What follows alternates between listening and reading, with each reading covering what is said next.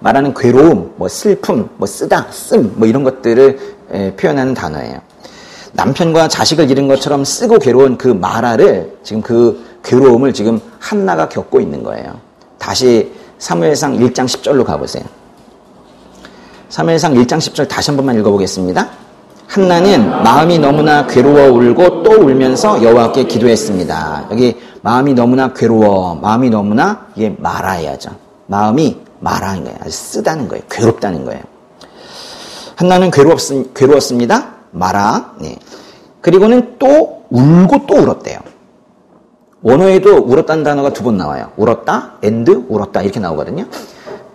여기서 이제 히브리어 단어, 이제 울었다는 히브리어 단어는 이 바카라는 단어예요. 바카. 이 마라는 뭐라는 뜻이라고 그랬어요? 쓰다. 근데 이제 쓰다인데 여기 이제 괴롭다 뭐 이런 뜻이에요. 괴로움 이런 뜻이고 이 바카는 울었다는 게 울었다. 응? 울었음?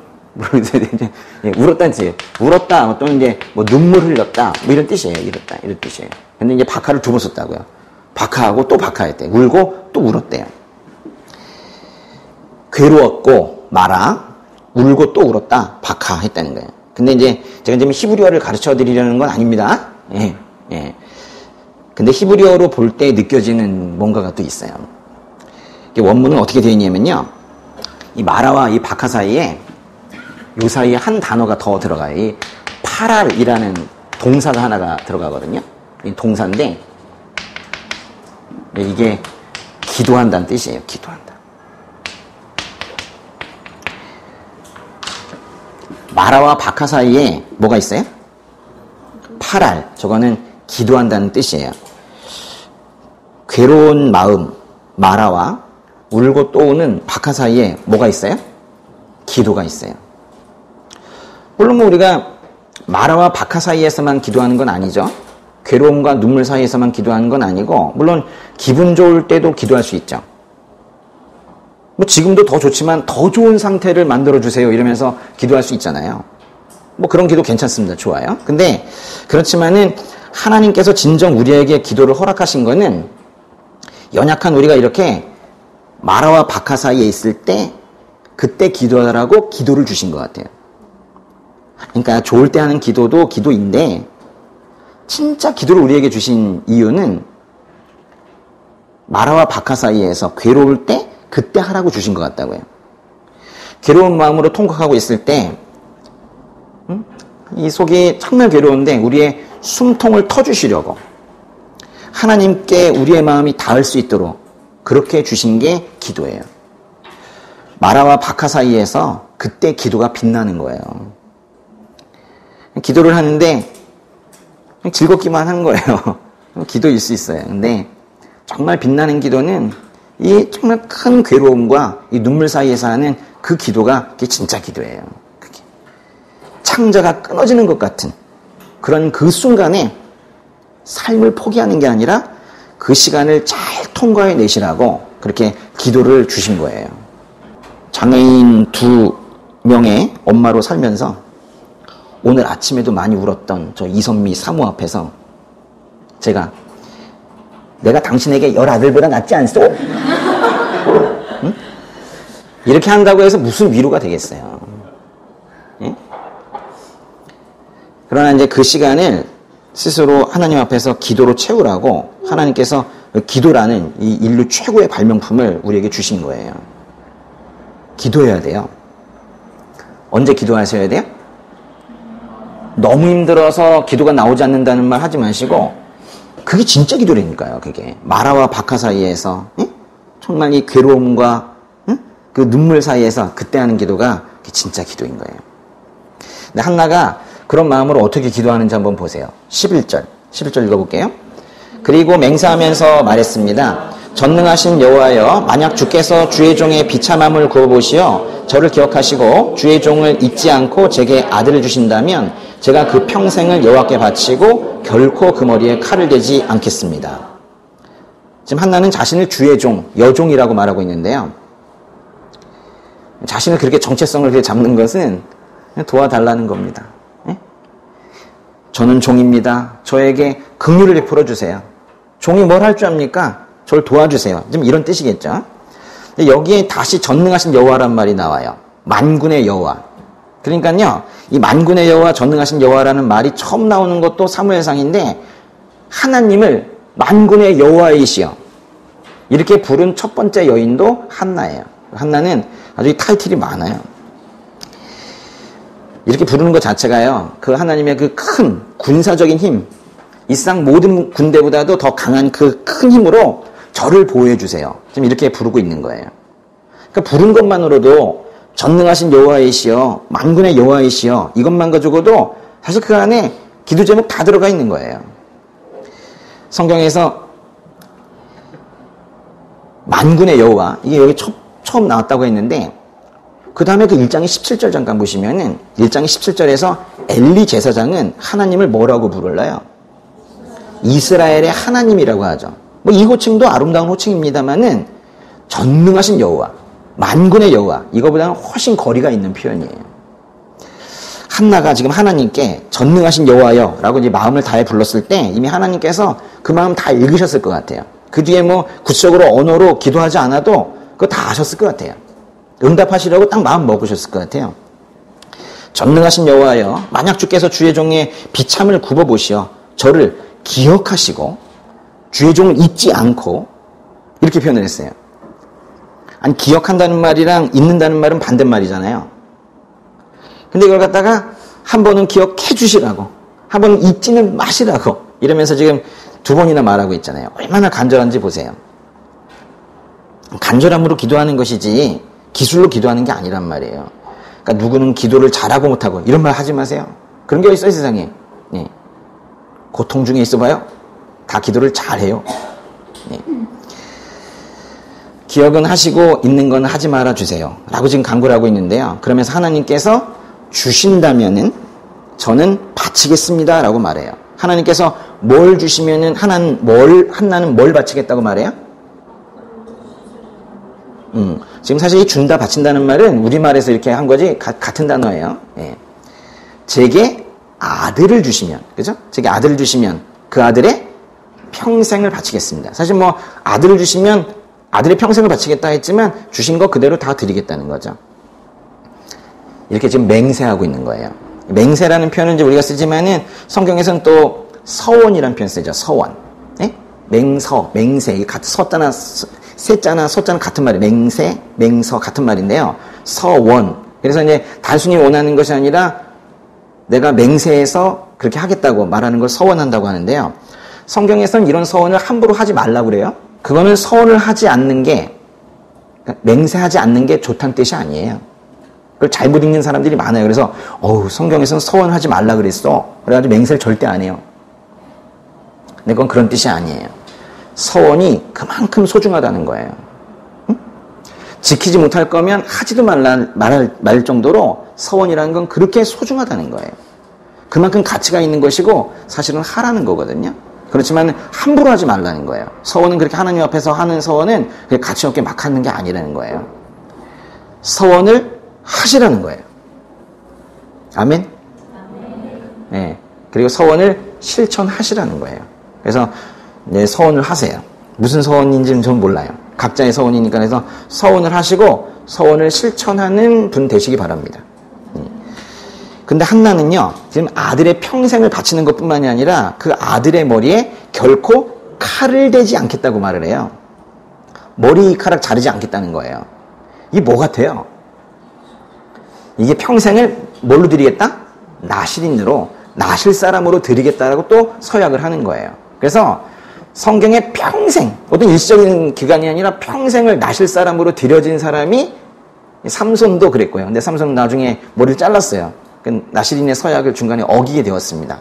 또 그랬고, 이 사무엘이 그랬어요. 사무엘은 이제 평생 나실인으로 이렇게 살았어요. 12절에서요, 14절까지 같이 한번 읽어보겠습니다. 한나가 여호와께 계속 기도드리는 동안 엘리는 한나의 입을 지켜보고 있었습니다. 한나가 마음속으로 기도하고 있어서 입술은 움직였지만 소리가 들리지 않았습니다. 엘리는 한나가 술에 취했다고 생각하고 얼마나 더 취해야겠소? 어서 술을 끊으시오 라고 말했습니다. 엘리가 한나의 입을 지금 지켜보고 있었다는 것을 굳이 묘사하고 있는 건요, 한나가 꽤 오래 기도하고 있었다라는 걸 지금 간접적으로 표현을 해주는 거예요. 한나의 기도는 사실 뭐 내면에서 하는 기도죠. 하나님만 들을 수 있는 기도예요. 그러니까 입술만 오물오물한 거죠. 이러면서 기도했겠죠? 옆에 있는 사람은 듣지 못하지만 하나님 아버지 저 도와주시옵소서 이러면서 기도했겠죠? 그죠? 그러니까 소리는 잘 들리지 않고 입술만 오물오물거리는 뭐 이런 기도를 한 거예요. 그러니까 이제 엘리가 좀 이상하구나 이러면서 제사장 엘리가 한나가 술에 취했다고 생각을 한 겁니다. 그러니까 제사장이라는 사람이 기도하는 성도를 보면서 술에 취한 불량한 여인 정도로 이제 생각을 하면서 술을 끊으라고 지금 말을 하고 있어요.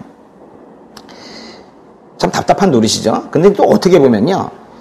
당시에 한나가 얼굴에 얼마나 수심이 가득했으면은, 술 먹은 사람으로 오해할 정도였겠어요. 그렇죠?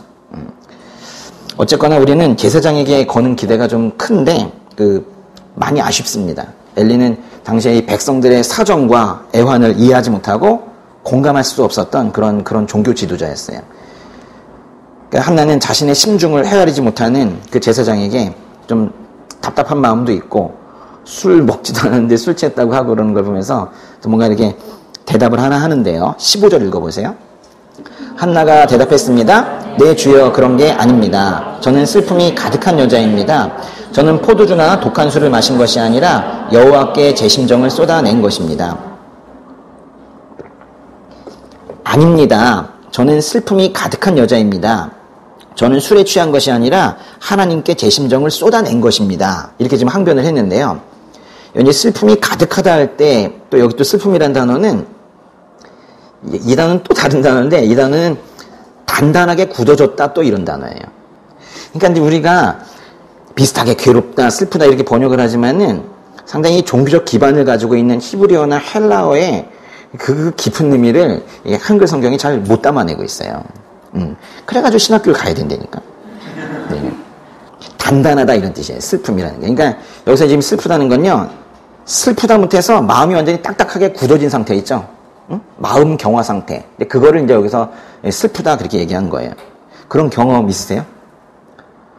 마음이 고장난 것만 같은 느낌. 자, 한나가 이렇게 말을 하는 거예요. 아닙니다. 저는 지금 마음이 단단하게 딱딱하게 굳어져서 도저히 작동을 하지 않고 어떤 다른 말도 들려오지도 않습니다.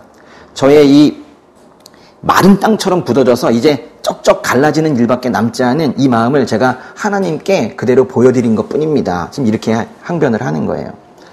개역개정 번역에서는 하나님께 쏟아냈습니다 이렇게 번역하지 않고 제 심정을 통했습니다 이렇게 번역을 했는데 제 심정을 쏟아냈다라는 지금 우리말 성경의 번역이 더 원문에 가까워요. 딱딱하게 굳어져서 이제 나도 더 이상 손을 쓸 수 없는 이 내 마음을 하나님께 쏟아 놓습니다. 퍼붓습니다. 이 퍼붓는다는 건 뭐냐면 양동이에 물을 갖다가 퍼붓는 거예요. 이런 영어 표현 있죠? 쏟아 놓는다는 게 이 pour out 하는 거예요. 이 느낌 아십니까? 하나님 앞에 나아가서 내 이 딱딱한 마음, 고장난 마음 같은 거 아무도 이걸 해결하지 못할 것 같은 걸 갖다가 하나님 앞에 기도의 자리에 나가서 쏟아 놓는 이 경험, pour out 하는 이 경험이 있으세요? 네. 야, 그 경험 못하고 하나님 곁에 가면 좀 어색할 것 같아요. 이런 경험이 진짜 세상 살면서 꼭 해야 되는 경험이에요. 어디 유원지 가보거나 어디 또 맛집 가보는 그런 경험이 우리가 해야 될 경험이 아니라 바로 이 경험을 해야 되는 거예요. 내 이 딱딱한 마음 도저히 이제 어떻게 할 도리가 없어가지고 하나님 앞에 완전히 쏟아놓는 이 pour out 하는 이 경험이 실제로 고귀한 경험인 거예요. 한나가 계속 뭐라고 하냐면요. 16절 한번 읽어보세요. 당신의 여종을 나쁜 여자로 여기지 마십시오. 저는 너무 괴롭고 슬퍼 여기서 기도하고 있었을 뿐입니다. 당신의 여종을 나쁜 여자로 여기지 말라는 걸 문자적으로 보면요. 당신의 여종을 좀 어려운데요. 당신의 여종을 이 벨리알의 딸 앞에 주지 말라 이런 뜻이에요. 벨리알의 딸 앞에 나를 놓지 말아달라 이런 뜻이거든요. 문자적으로. 이게 뭔 뜻이냐면요. 벨리알이 무가치하다라는 뜻이기도 한데 이게 이방신의 이름입니다. 그러니까 자신은 기도를 드렸는데 지금 술 취한 걸로 오해를 받았잖아요. 그래서 자신을 나쁜 여자로 취급하지 말아달라 뭐 이런 정도의 어떤 도덕적인 평가를 똑바로 해달라 이런 정도의 내용이 아니라 여기 거기 그거보다는 훨씬 더 깊은 의미가 있어요. 나를 이 벨리알이라는 이 이방 신이나 따라가는 하나님 절대 모르는 그런 이방 여인처럼 취급하지 말아주세요. 나도 가슴 아픈 게 그거란 말이에요. 지금 얘기하는 거예요. 나도 지금 제일 내가 지금 고통스럽고 그런 게 하나님과 나의 관계가 끊어진 것 같이 그러는데 날 지금 이방신이나 따라가는 그런 여자를 취급하지 말아주세요. 지금 그렇게 말하고 있는 거예요. 지금 한나가 가장 가슴 아픈 게 뭐라고요? 애를 못 낳는 게 아닌 거예요. 그러니까 우리의 고통은요. 사실 크리스천의 고통이라는 거는 그 현실에 생긴 그 문제 자체가 아니어야 돼요. 그건 아닌 거예요. 그거는 언제나 해결될 수 있어요. 하나님께서 하시면. 그것이 문제가 아니라 하나님과 거리가 멀어진 거. 그게 우리의 문제인 거예요. 현실적인 문제. 혹시나 그 애를 못 낳는 것 자체가 문제가 아니란 말이에요. 애를 못 낳는 것이 하나의 생각에는 혹시라도 나를 버린 증거이시면 어떡하나. 그거거든요. 지금 그게 가슴이 아프고 그게 힘든 거예요. 그런데도 불구하고 올해에는 내가 여태까지는 기도도 제대로 안 돼서 매년 올라가면서 군인들한테 괴롭힘만 당하고 올라갔다가는 그냥 먹지도 않고 힘들게 그냥 내려오기만 하고 그랬는데 올해에는 내가 가서 기도하리라 이러면서 올라간 거예요. 내 마음을 다 쏟아내리라 하면서 다른 말로 하면 하나님과의 관계를 내가 올해만큼은 꼭 회복하리라. 그 뒤에는 나오지 않았지만 그렇지 않으면 이 사람은 소망이 없어서 그 다음에 어떻게 될지 몰라요. 이번에 정말 회복하리라 이러면서 올라간 거예요. 근데 이 공감 능력 제로에 이 제사장이 술 좀 그만 먹으라고 하니까 얼마나 실망스럽겠어요. 그러니까 이제 이렇게 말하는 거예요. 저는 그저 너무 괴롭고 슬퍼서 여기서 기도하고 있었을 뿐입니다. 이렇게 말하는 거예요. 기도하고 있었다고. 그걸 강조하는 거예요. 기도하고 있었다는 게 뭐예요? 하나님과 연결되고 싶다고, 하나님과 다시 친해지고 싶다고 지금 그거 하고 있었다고 얘기하는 거예요. 하나님과 끊어지지 않았다는 거예요. 내가 지금 계속 기도 드리고 있다는 거예요. 그렇게 봐달라는 거예요. 예. 근데 이제 한나가 지금 두려운 거는 내가 하나님으로부터 단절되었으면 어쩌나 하는 것이라고 그랬는데 그 생각을 또 하게 된 이유는 뭐냐면 뭐 때문에 그 생각까지 가게 된 거예요. 또 그러고 보면 또 임신이 안 되니까. 그죠? 아이를 갖지 못한 것 때문에 결국 이것이 하나님이 나를 버리신 증거이면 어떡하지? 이렇게 이제 생각이 된 거죠. 근데 한나에게 자녀를 주지 않으신 분은 누구예요? 하나님이시죠. 하나님께서 참으로 평범한 한 여인을 들어서 쓰시려고 지금 이 가슴 아픈 이 과정을 하나님도 지금 참아내고 계시는 건데 그 과정 중에 사람은 잘 모르잖아요. 그러니까 이 과정 중에서 이 자초지종을 잘 모르는 한나는 왜 이러지? 내 삶이 왜 이러지? 하나님께서 나를 버리셨나? 하는 이 완전히 반대의 생각을 가지고 있는 거예요.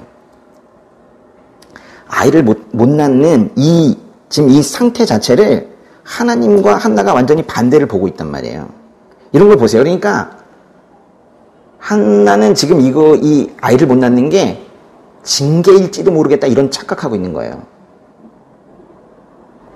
하나님께서는 그래서 이 고난을 주신 거 아니거든요. 구원자를 보내시려고 이 고난이 지금 시작이 된 건데 좀 완전히 다른 생각을 하고 있잖아요. 그러니까 여러분 고난이 다 징계는 아닙니다. 그러니까 다른 사람의 고난도 나의 고난도 함부로 그 인과관계를 함부로 단정지어서는 안 돼요. 질병이 들었어요. 갑자기 암이 걸렸어. 하나님께서 버리신 거라고 말하면 안 돼요. 그런 거 아닙니다. 갑자기 재정적인 어려움이 생겼어요. 하나님께서 버리신 거라고 생각하면 안 돼요. 그럼 우리가 몰라요. 모를 일인 거예요. 우리는 고난의 그 진짜 의미를 죽을 때까지 모를 수도 있고 혹여 알게 된다 하더라도 대부분 그 고난의 터널을 다 지나고 조금 더 지나가서 뒤돌아보면 그래서 그러셨구나 그때 알게 되는 거거든요. 고난 과정 중에 있는 사람을 함부로 판단하지도 마시고 자기도 자기의 고난을 그렇게 함부로 단정지어서는 안 되는 거예요. 근데 이제 재미있는 것은 한나가 지금 자기를 벨리알의 딸로 여기지 마시오. 나를 겨우 하나님 모르는 이방 사람처럼 취급하지 마시오. 지금 이렇게 얘기했는데 결국 벨리알의 아들로 밝혀지는 사람들이 있어요. 그 바로 엘리의 아들들입니다. 아주 역설인데요. 2장의 12절로 가보세요. 엘리의 아들들은 악한 사람들이었습니다. 그들은 여호와를 의식하지 않았습니다. 여기에 쓰인 그 악한 사람들이라는 표현이 있죠. 이게 바로 벨리알의 아들이란 뜻이에요. 그러니까 오히려 나쁜 여자처럼 취급받고 있었던 이 한나가 자기는 아니라는 거예요. 근데 이 사무엘서에서는 아주 역설적이게도 오히려 그 말을 그렇게 오해하고 있었던 엘리 제사장의 아들들이 벨리알의 아들들이라는 거예요. 나를 나쁜 여자로 여기지 마세요. 나는 기도하고 있을 뿐이에요. 라는 이 한나의 항변을 듣고 엘리 제사장이 어떻게 대응하는지 보세요. 17절 읽어볼까요? 1장 17절. 그러자 엘리가 말했습니다. 평안히 가시오. 이스라엘의 하나님께서 당신이 구한 것을 허락하실 것이오.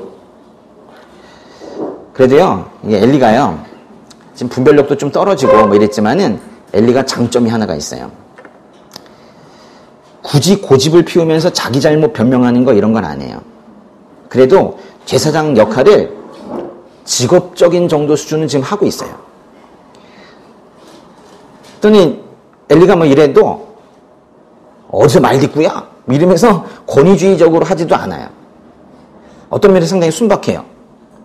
그러니까 엘리는 자기 잘못을 금방 뉘우치고 한나를 축복을 합니다. 어떻게 축복하고 있어요? 평안히 가시오. 이스라엘의 하나님께서 당신이 구한 것을 허락하실 것이요. 근데 이때요, 응? 그 답답한, 분별력도 없어 보이는, 무능력해 보이는, 공감 능력 제로인 그 제사장이 이 축도를 할 때, 그때 한나가 하나님께서 내 기도를 들으셨구나, 이때 확신을 했어요. 여기서 이제 이 제사장 엘리의 말을 보면요, 당신이 구한 것을 허락하실 것이요. 이 말은 문자적 의미로는 이런 거예요. 당신이 물었던 그 물음을 줄 것이요. 이게 무슨 뜻이냐면 당신이 요구한 그대로 받을 것이요. 한나가 그거를 그 축복을 그대로 받을 거라는 거예요. 18절 한번 읽어보겠습니다. 한나가 말했습니다. 당신의 여종이 당신께 은총받기를 바랍니다. 그러고 나서 한나는 가서 음식을 먹고 그 이후로 얼굴에 근심을 띠지 않았습니다. 그래서 음식 먹는 얘기 나오죠. 그 가족들 아직까지 계속 먹고 있었어요. 제가 아까 계속 먹고 있다고 그랬죠? 계속 먹고 있잖아요. 예. 엘리 제사장이 지금 한나의 기도에 응답해 주실 것을 이제 축복을 하자 한나가 그거를 마음으로 다 받은 거예요. 근데 그 순간 그 축복 기도 받으면서 자기의 기도에 응답이 됐다라는 걸 확신했어요. 그러면서 그 순간 이 한나의 모든 문제가 해결됐어요. 뭐가 해결됐다고요? 문제가 해결이 됐다고요. 아직 애도 안 낳았잖아요. 근데 바로 그 순간 해결됐어요. 우울증도 사라졌을 거예요. 막혀있는 터널과 같았던 하나님과의 관계가 뻥 뚫린 거예요. 그래서 하나님이 내 오였구나. 하나님께서 늘 내 곁에 계셨었구나. 내 기도 들으셨구나. 이걸 알게 된 거예요. 그래서 보세요. 한나가 이제 음식을 먹잖아요. 보세요. 먹습니다. 그죠? 18절에. 먹죠? 음식을 먹고 그 이후로 얼굴에 근심을 띠지 않았습니다. 그랬어요. 기도를 하기 전에도 한나는 뭔가를 먹긴 먹었어요. 먹는 둥 마는 둥 먹었겠죠. 그때는 먹는 게 아니었고 먹고 난 후에 여전히 괴로워했었어요. 근데 이제는 음식을 먹고 다시는 슬픈 기색을 띠지 않습니다. 아니나 다를까 아들을 주시라는 한나의 기도는 그대로 응답이 됐어요. 아까 그 물은 것을 그대로 이제 응답하신다고 했는데 그대로. 그래서 아들 달라고 그랬거든요. 근데 아들 주셨죠. 2분의 1의 확률이잖아요. 근데 딸이 태어날 수 있는데 딸이 태어나지 않고 딱 아들을 주셨잖아요. 그대로 응답이 됐죠.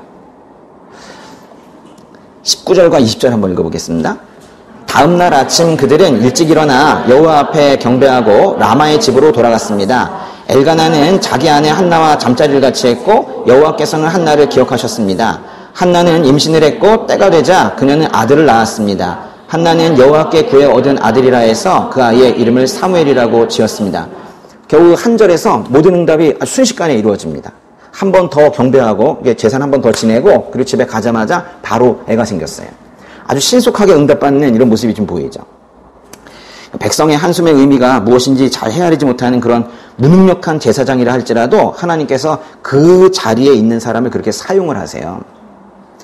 엘리 제사장의 축복 기도를 받으면서 하나님과의 관계 회복, 또 기도 응답 이런 것들을 확신했던 한나에게 이렇게 은혜가 베풀어지는 걸 보세요. 그러니까 공감 능력이나 분별력은 부족하지만 그래도 제사장으로서 축복 기도는 성심으로 하고 있는 거예요. 그렇게 하고 있을 때 하나님께서 그거를 또 사용하세요. 그러니까 우리는요, 어떤 사역자들이나 어떤 또 동역자들 이런 사람들이 그러면 사역의 능력이나 이런 거 함부로 판단하면 안 돼요. 제사장 자리이건 뭐건 간에 사실 모든 자리는 그 사람이 그 자리에 적합해서 세워진 게 아니에요. 하나님께서 그 자리에 그 사람을 세우시길 원하셨기 때문에 그냥 세워진 거예요. 그리고 세우시고 능력이 부족해도 쓰세요. 참으로 감동이 되는 표현은 여호와께서 한나를 기억하셨습니다라는 표현이에요. 우리의 기억은 깜빡깜빡하죠. 자꾸 잊어버리는데 그러나 하나님의 기억은 그렇지 않은 것 같아요. 우리의 기억은 기억으로 끝나요. 그냥 기억하고 있다가 기억으로 끝나고 그냥 없어지기도 하죠. 그런데 하나님의 기억은 반드시 행위로 이어집니다. 뭔가를 그 기억을 바탕으로 뭔가를 항상 하세요. 하나님의 기억이 뭘 하실까요? 내가 한 길이를 기억하노라 하시면은 그 구원의 여정 가운데 있는 한 길을 반드시 구원하시겠다는 거예요. 기억하신다라는 말이 하나님이 주어일 때는 이게 아주 큰 표현이에요. 내가 반드시 너를 구원하리라 이런 표현이거든요. 창세기 8장 1절로 한번 가보세요. 하나님께서 노아와 그와 함께 방주 안에 있던 모든 들짐승과 가축을 기억하시고 땅에 바람을 보내시니 물이 줄어들었습니다. 하나님께서 기억하셨기 때문에 그 방주 안에 있던 노아와 그 가족 모든 생물 그 안에 들어있는데 그 밖에 흘러넘치고 있었던 물을 줄어들게 하셨다는 거예요. 아니 방주 안에 사람들이 있고 노아의 가족 다 있는데 하나님께서 잊어버리시면 어떡하죠? 기억하셨다는 거예요. 그래서 구원하셨다는 거예요. 창세기 30장에요. 30장에 22절 가보세요. 라헬 이야기인데요. 한번 읽어보겠습니다. 그때 하나님께서 라헬을 기억하셨습니다. 하나님께서 라헬의 기도를 들으시고 그녀의 태를 열어주셨습니다. 하나님께서 라헬을 기억하셨기 때문에 그 기도를 들으시고 그녀의 태를 열어 아기를 낳게 하셨다는 거예요. 그래서 태어난 아기가 누구예요? 이스라엘 전체를 기근에서 구해낸 요셉이잖아요. 기억하신 것이 그렇게 이어진 거예요. 그러니까 하나님께서 기억을 하세요. 응? 여러분 각자를 기억하세요. 이건 그냥 단순한 수사적인 그 표현이 아니에요. 하나님께서 여러분 기억하세요. 믿으십니까? 여기 한 분 한 분을 모두 기억하시고 다 그 기도에 귀 기울이고 계세요. 오늘 우리가 기도 얘기를 많이 하고 있는데 내 기도를 들으실까 걱정하지 않으셔도 돼요. 일단 기도를 하세요. 응? 그 기도를 아주 응답하시려고 마음 먹고 계세요. 기도를 쏟아놓기만 하면 그 굳은 마음을 나에게 쏟아놓기만 하면 내가 반드시 응답하리라. 아예 마음 먹고 계세요. 기도하세요. 그 기도가 아주 모두 응답이 되기를 바랍니다. 한나가 낳은 아이 이름이 뭐예요? 사무엘이죠. 사무엘이 이름이 뜻이 뭡니까? 신학자들도 모른대요. 그래가지고 사무엘의 이름의 뜻을 다들 뭐 이렇다 이러면서 이제 주장하고 있는데 뭐 일치되는 건 없어요. 어떤 사람들은 이렇게 말해요. 사무엘의 이름, 사무엘이라는 말이 그 이름 자체가 사무엘, 엘이 하나님이거든요. 근데 그게 하나님의 이름이래요. 사무엘이라는 말의 뜻이 하나님의 이름이라고 말하는 사람들이 많이 있어요. 근데 여기 지금 20절에 보시면은 사무엘이라고 이름을 지은 이유가 나와요. 사무엘이라고 이름을 지은 이유가 뭡니까? 여호와께 구해 얻은 아들이라 해서. 이게 답이네요. 구해서 얻었대요. 그러니까 하나님께 구해서 얻었기 때문에 사무엘이라고 이름 지었다는 거예요. 말이 길지만 뭐 다른 말로 하면 기도 응답이네요. 사무엘은 기도 응답이죠. 그래서 제가 사무엘을 한국 이름을 따로 지었어요. 응답이. 성은 잘 모르겠어요. 성은 박응답인지 김응답인지 이응답인지 모르겠지만 이 응답이에요. 응답이. 이제 그 다음으로 이어지는 8절이 있는데요. 한나가 서원한 대로 사무엘을 하나님께 드린 이야기입니다. 이거는 21절부터 그 28절까지 한번 같이 읽어보겠습니다. 엘가나가 온 가족을 데리고 매년제와 서원제를 드리러 올라갈 때 한나는 가지 않고 남편에게 이렇게 말했습니다. 아이가 젖을 때면 제가 데려가 아이를 여호와께 바치고 일생 동안 그곳에서 살게 하려고 합니다. 남편 엘가나가 대답했습니다. 당신 생각에 그것이 최선이라면 그렇게 하시오. 그럼 당신은 아이가 젖을 뗄 때까지 여기 있으시오. 그저 여호와께서 당신의 말대로 이루시기를 바라오. 그리하여 한나는 자기 아들이 젖을 뗄 때까지 집에서 아이를 길렀습니다. 아들이 젖을 때자 한나는 아이를 데리고 수소 3마리와 밀가루 1에바와 포도주 1부대를 갖고 실로에 있는 여호와의 집으로 갔습니다. 아이는 어렸습니다. 그들은 수소를 잡고 아이를 엘리에게 데려갔습니다. 한나가 엘리에게 말했습니다. 네 주여, 맹세하건대 저는 여기 당신 옆에 서서 여호와께 기도하던 그 여자입니다. 그때 제가 이 아이를 달라고 기도했었는데 여호와께서 제가 구한 것을 주셨습니다. 이제 제가 여호와께 이 아이를 드립니다. 이 아이의 평생을 여호와께 바칩니다. 그런 다음 그들은 거기서 여호와께 경배를 드렸습니다. 한나는 사무엘이 젖을 뗄 때까지, 아마 한 3살 정도 될 때까지 집에서 잘 키우다가 실로에 있는 여호와의 집에, 그 성전의 성막에 사무엘을 바친 거예요. 수소 3마리는요 엄청난 거죠. 그렇죠? 아주 많은 재물을 그렇게 바친 거예요. 하나님께 이 아이의 전 인생을 드리는 기도를 했고, 서원을 했고, 아이를 실제로 드렸어요. 이런 기도를 부모가 해도 되는 겁니까? 아이에게 묻지 않았잖아요. 아이에게 묻지 않고 아이를 나시린으로, 또 이제 성막에서 요즘식으로 다니는 목회자가 되라고 그렇게 아예 태어나기도 전에 바친 거잖아요. 이렇게 해도 됩니까? 아이에게 물어보지도 않고 하는 이런 서원 기도 해도 되는 거예요?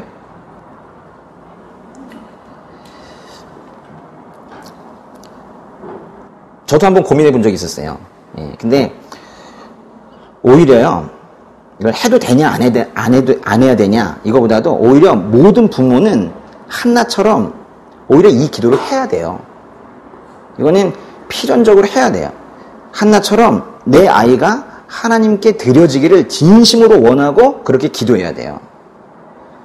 왜 그래요? 이건 내 것이 아니니까요.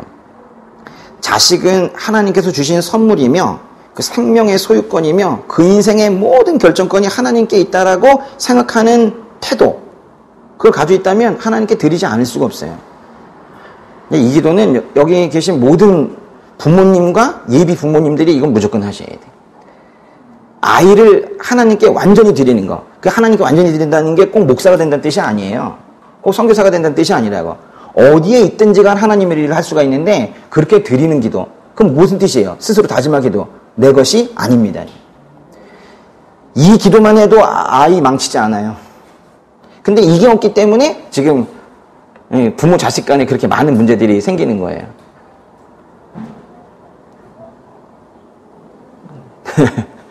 저도 잘 안 되는 것 같아요. 이게 막상 아이가 생기고 나니까 이게 잘 안 되는 것 같아요. 이 기도를 근데 드려야 돼요. 지금이라도 해야 돼요. 여기 이제 이미 부모님이 되신 분들은 이 기도를 지금이라도 해야 돼요. 그리고 아직 미혼인 분들은 복 받은 거예요. 이 기도를 지금 드리라는 이 메시지를 듣고 이제 엄마 아빠가 되는 건 복 받은 거예요.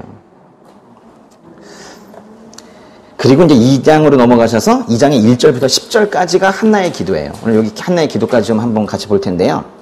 2장에 보시면요.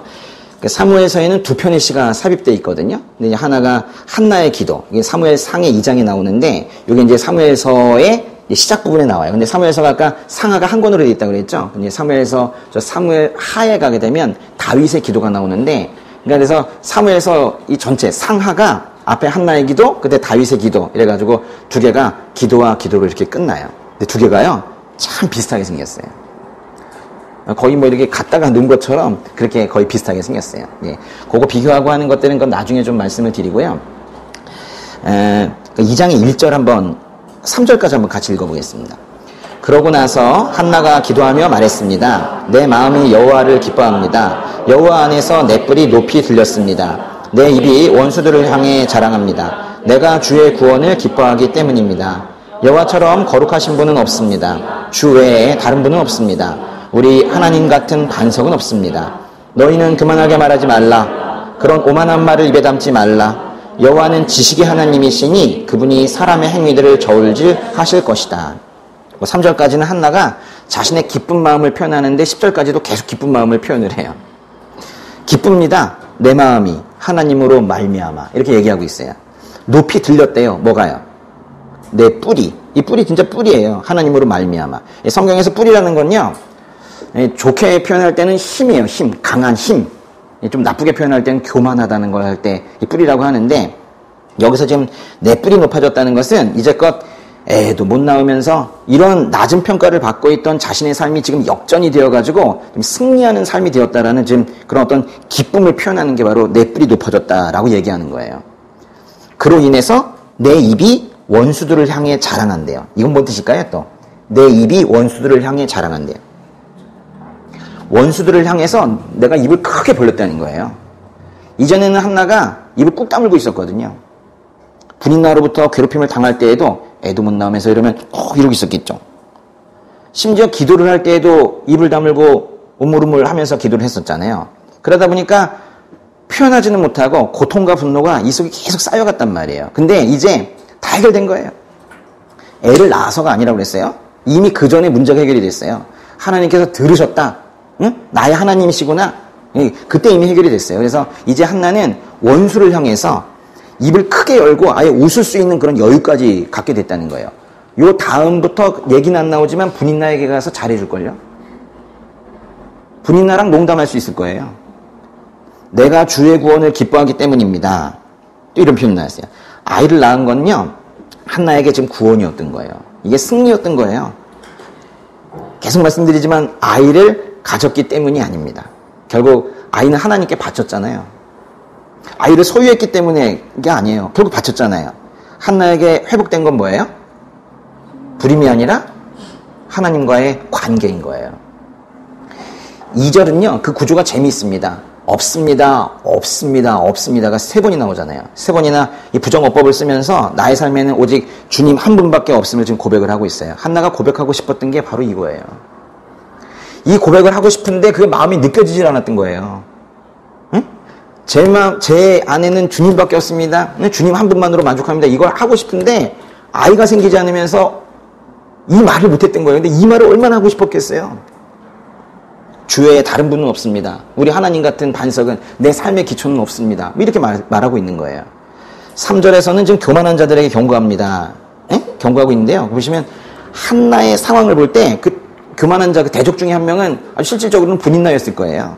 그랬지만 이 한나의 표현은요, 이렇게 분인나를 이렇게 욕하면서 이렇게 쓰지 않고 상당히 지금 스케일이 커요. 아주 큼직큼직한 그런 표현을 쓰고 있습니다. 개인의 문제에서 지금 아주 큰 공동체의 문제까지 지금 나아가고 있는 것 같은데요.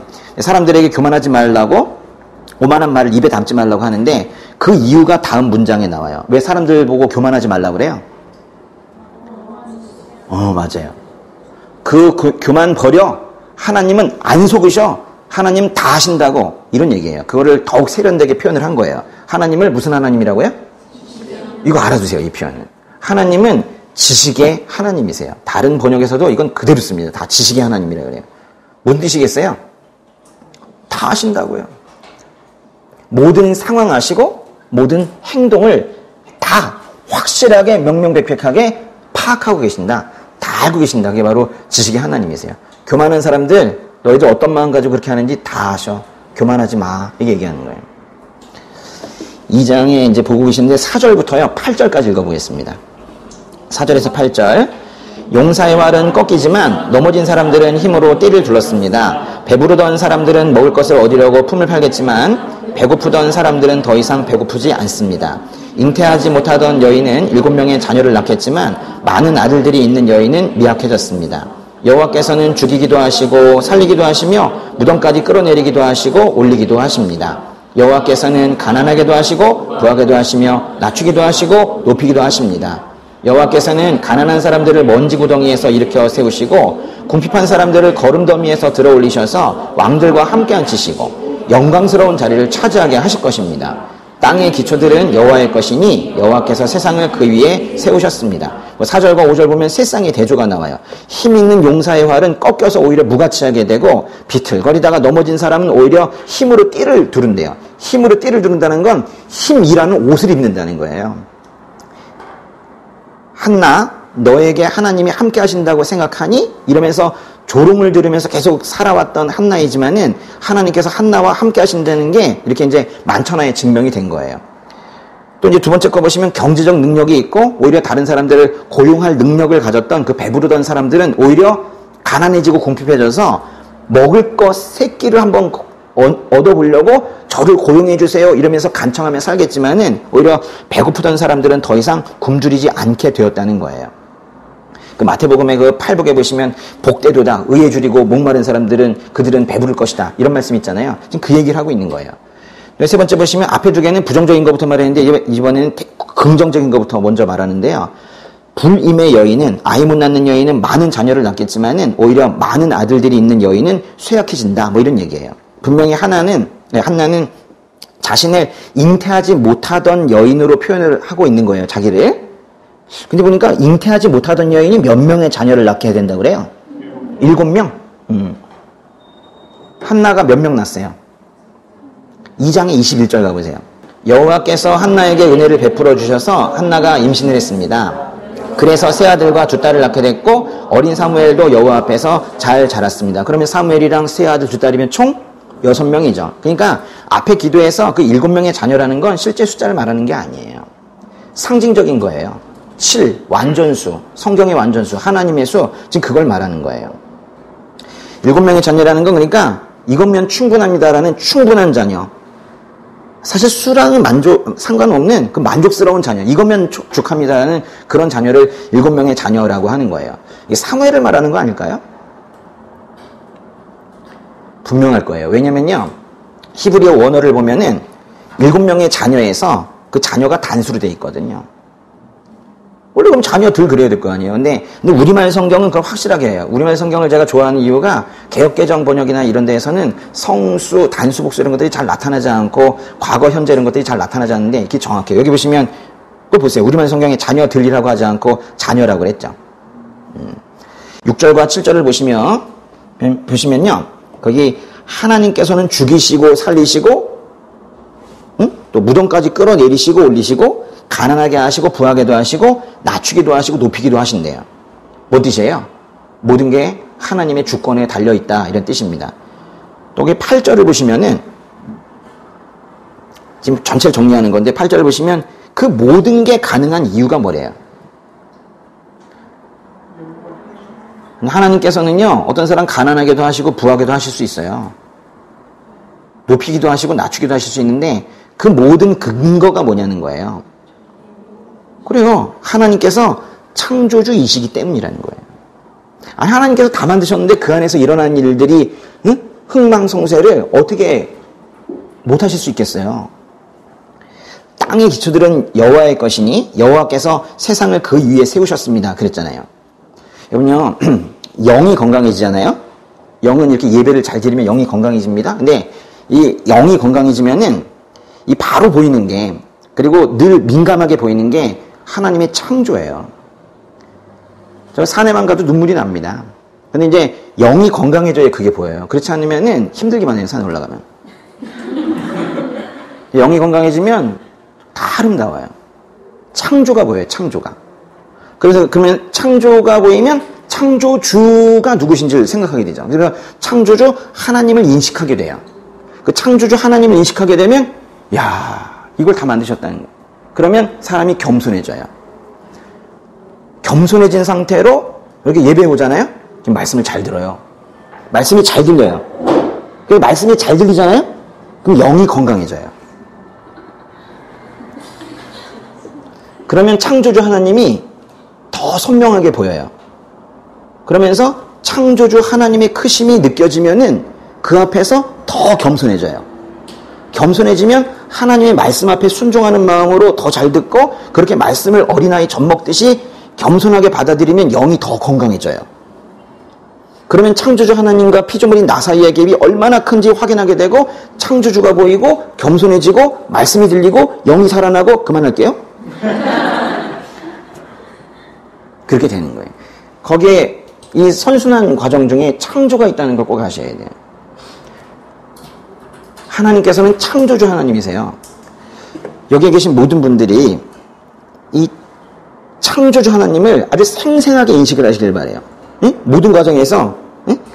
사람을 보더라도 저 자연을 보더라도 창조주 하나님을 아주 늘 생생하게 그렇게 인식을 하셔서 그 앞에서 겸손해지시고 말씀이 들리고 영이 살아나는 그런 경험 모두 하시기 바랍니다. 잠언에 보면요 이런 말이 있거든요. 제가 읽어드릴게요. 잠언 3장 34절에 그분은 스스로 잘난 체하는 사람을 비웃으시고 겸손한 사람에게는 은혜를 베푸신다 그랬어요.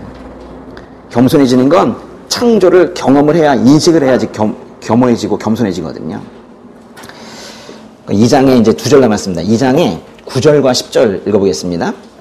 여호와께서 성도들의 발걸음을 지켜주시고 사악한 사람들을 어둠 속에서 잠잠하게 하실 것입니다. 힘으로 당해낼 사람이 없으니 여호와께 대항하는 사람들은 흩어질 것입니다. 하늘의 천둥과 번개로 그들을 치실 것입니다. 여호와께서 땅끝까지 심판하실 것입니다. 그러나 그분께서 세우신 왕에게는 힘을 주시고 기름 부어 세우신 왕의 이름을 높이실 것입니다. 그 9절에 성도들이란 말이 있는데요. 그걸 성경 번역마다 어떤 성경은 또 거룩한 자들 또는 뭐 경건한 자들 이렇게 다양하게 번역을 했는데요. 하나님께서는 그 하나님의 은혜를 받은 그 성도들의 그 발걸음을 지켜주신다는 거예요. 여러분의 발걸음을. 그러니까 우리는 그런 고민하잖아요. 이쪽으로 가면 지켜주시지 않고 이쪽으로 가면 하나님의 뜻이니까 지켜주실까? 그게 아니라 우리의 연약함을 알고 우리가 하나님의 음성을 잘 못 듣는 것도 잘 아세요. 그렇기 때문에 우리가 혹시라도 오히려 더 사망의 음침한 골짜기 쪽으로 갈 때 더 동행을 기피하시죠. 그래서 다시 또 되돌리시고 그렇게 간단 말이에요. 근데 발걸음을 지켜주신다는 거예요. 그러나 사악한 사람들은 어둠 속에서 잠잠하게 하실 것이래요. 와, 이게 정말 무서운 표현이에요. 악한 사람들은, 여기 악하다는 게 뭔 뜻이에요? 하나님 믿지 않는 게 악한 거죠. 예수 믿지 않는 게 세상 최고의 악이라면서요. 근데 여기서 이제 그런 사람들은 어둠 속에서 잠잠하게 하신대요. 여기서 말하는 어둠, 흑암, 이 단어가요. 창세기 1장 2절에 나오는 그 어둠이에요. 창세기 1장 2절. 그게 창조 이전에 그 칠흑 같은 어둠 있죠. 그 어둠을 쓸 때, 어둠이라는 단어, 거기에 들어가게 된다는 거예요. 그 다음 말이 중요한데요. 여기 보시면 힘으로 당해낼 사람이 없으니 그랬죠. 힘으로 당해낼 사람이 없으니. 이제 여기 이제 번역의 뉘앙스는요, 이런 거예요. 하나님과 싸워서 이길 사람은 없다. 뭐 약간 이런 느낌인데, 실제로 이 말씀은 그런 뜻은 아니에요. 이 말씀의 뜻은 뭐냐면, 힘으로 당해낼 사람이 없으니, 이 말씀의 뜻은 힘으로 일어설 수 있는 사람은 없다. 그러니까 자기 힘으로 일어설 수 있는 사람은 없다. 그 뜻이에요. 사람이 자신의 힘으로 일어설 수 있는 사람이 어디 있겠어요? 그러면 이제 쓰러졌을 때 일어날 수 있는 힘은 어디서 온다는 거예요? 하나님으로부터 온다. 그 얘기예요. 그 마지막에 10절은요. 하나님께서 심판자이시라는 걸 말하고 있는데요. 하나님께서는 당신의 그 대리자로서 이 땅에 세운 사람에게 힘을 주시고 그 기름 부어 세운 사람의 이름을 높이실 거래요. 그러니까 하나님은요. 사람 통해서 일하세요. 여러 사람 통해서 일하시고 한 사람 통해서 또 특별한 몇 사람을 통해서 또 일하시기도 하시고 그러세요. 결국 그렇게 일하셔서 그들을 높이셔서 그를 통해서 백성들을 회복시키실 것이라는 거예요. 사실 지금 오늘 이제 한나의 불임 이야기를 했는데 사실 한나의 불임, 아이를 갖지 못하는 이것은 사실 거의 불임 상태에 있는 이스라엘을 상징하기도 하는 거예요. 그러니까 사사시대에 하나님 음성 듣지 않는 거의 불임 상태, 열매 맺지 못하는 그런 이스라엘을 지금 말하고 있는 거예요. 아무도 하나님께 마음을 쏟아놓지 않고 제사장마저 그 기도하는 사람을 보고 술 취한 것으로 단정 짓기까지 하는 그런 영성이 바닥이 난 그 이스라엘을 하나님께서 포기하지 않으시겠다는 그 얘기예요. 하나님께서 결코 포기하지 않으시고 회복시키실 것이라는 이 기대가 이 기도에 들어있는 겁니다. 지금 한나가 처음에 기도를 시작한 게 뭐 때문에 기도를 시작했습니까? 그것이 하나님과의 관계 회복이든 아이를 갖기 위한 것이든 사실은 개인적인 거죠. 개인적인 문제를 해결하기 위해서 기도를 했어요. 그 대신 올바른 신앙과 태도로 기도했어요. 아주 매달렸고 쏟아부었죠. 그때 하나님께서 그 기도를 들으시고 그 기도를 통해서 이스라엘 민족을 구원하셨고 세계 역사를 변화시키셨어요. 사무엘을 통해서, 다윗을 통해서. 잘 들으셔요. 이건 중요한 겁니다. 오늘의 결론인데요. 비록 한나가 구한 것은 개인적인 것이었어요. 여러분 중에도 그렇게 기도할 수 있죠. 시험 합격시켜주세요. 개인적인 걸 수 있어요.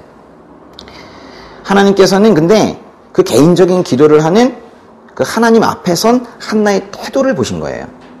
그 마음의 그 중심을 보신 거예요. 그래서 그녀를 통해서 일하신 거예요.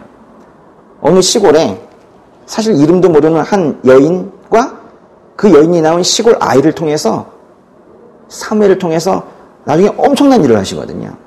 한나는 지금 비록 개인적인 기도 제목으로 주님께 나아갔지만은 하나님을 간절히 구하고 서원하고 또 그 서원을 실천하는 그 한나가 그 순종하는 모습을 통해서 사무엘이 태어나고 그가 예언자로 세워지고 결코 왕이 될 수 없었던 목동 다윗이 왕으로 세워집니다. 그러니까 이제 우리가 해야 될 기도는 그냥 기도예요. 우리가 해야 될 기도는 기도라고요. 그러니까 그것이 무엇이든지 간에 국가를 위한 기도는 아닌데 이건 나 개인 기도만 해도 되나? 일단 하세요. 우리가 해야 될 기도는 그러니까 하나님의 마음과 우리의 마음이 닿는 그 기도예요. 하나님 앞에 우리의 마음을 모두 쏟아놓는 영어로 뭐예요? pour out하는 이 기도예요. 개인적인 기도를 이렇게 마음을 쏟아놓듯이 할 수 있는 사람이 민족을 위한 기도도 그렇게 할 수 있어요. 개인을 위한 기도를 하면서도 마음을 다 쏟아놓지 못하는 사람이 어찌 국가와 민족과 이 열방을 향한 기도를 할 수 있겠어요? 자기 기도도 하나 쏟아놓지 못하는 사람이 어떻게 북한을 위해서 기도할 수 있겠어요? 그건 안 되는 일이거든요. 그래서 지금 우리가 배워나가야 되잖아요. 우리가 해야 될 기도는 작은 것이어도 상관이 없어요. 중요한 건 마음을 쏟아놓는 거예요. 조용한 곳에 갈 필요가 있어요. 하나님과 독대하는 시간이 필요할 수 있어요. 물론 여러 사람이 같이 기도하는 곳이어도 상관이 없어요. 그렇지만 그것이 주변을 다 신경 쓰고 저기 차가 지나가는구나 이런 거 들리면 안 돼요. 하나님께 완전히 집중하고 나의 마음을 다 쏟아놓는 그때 필요한 건 정직이에요. 정직하게 다 쏟아놓는 이게 필요해요.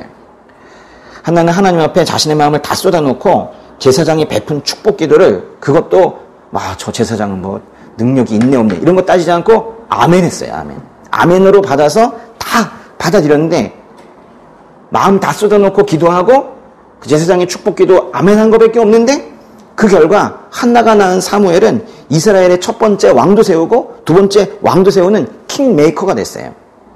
그리고 그 왕들을 통해서 또 세계 역사가 놀랍게 전개되어 갔습니다. 사무엘의 때와 지금의 때는요 크게 다르지 않아요. 사사 말기는요 지금이랑 거의 비슷해요. 상태가 불임에 이 대한민국도 살아날 수 있어요.